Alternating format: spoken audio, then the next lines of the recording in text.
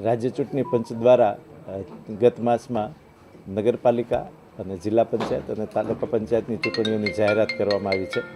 તે સંદર્ભે જામનગર જિલ્લામાં 3 નગરપાલિકાઓની ચૂંટણી આયોજિત કરવામાં આવી છે તથા તાલુકા પંચાયતની એક જામવણથલી તાલુકા પંચાયતની પેટા ચૂંટણીની જાહેરાત કરવામાં આવી છે. જે અનુસંધાને આગામી તારીખ 16ના રોજ મતદાન કરવામાં આવશે. સવારે 7 કલાકથી સાંજે 6 કલાક સુધી મતદાનની તારીખ અને સમય નક્કી થયેલ છે.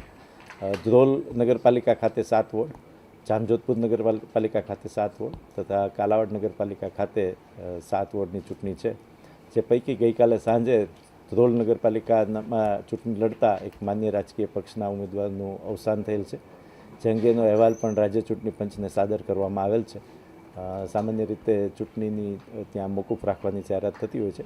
આગામી સમયમાં એને અંગેનો નિર્ણય જાહેર કરવામાં આવશે. જિલ્લા વહીવટીતંત્ર દ્વારા તમામ પ્રકારની પ્રક્રિયા ચૂંટણીને લગતી પૂર્ણ કરી દેવામાં આવેલી છે.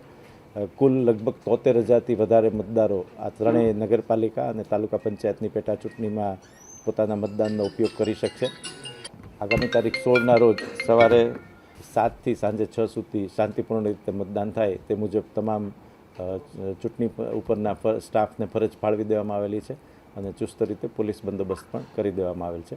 મતગણતરી અંગે પણ સ્ટ્રોંગ રૂમની મુલાકાત મારા દ્વારા અને પોલીસ અધિક્ષક શ્રી દ્વારા કરી લેવામાં આવી છે. તમામ સુરક્ષાઓના ચાંપતા બંદોબસ્ત પણ કરી દેવામાં આવેલ છે અને મુક્ત રીતે અને ન્યાયી રીતે અને પારદર્શક રીતે ચૂંટણી થાય, મતદાન થાય તે માટે તમામ મતદારોને આથી અપીલ કરવામાં આવે છે.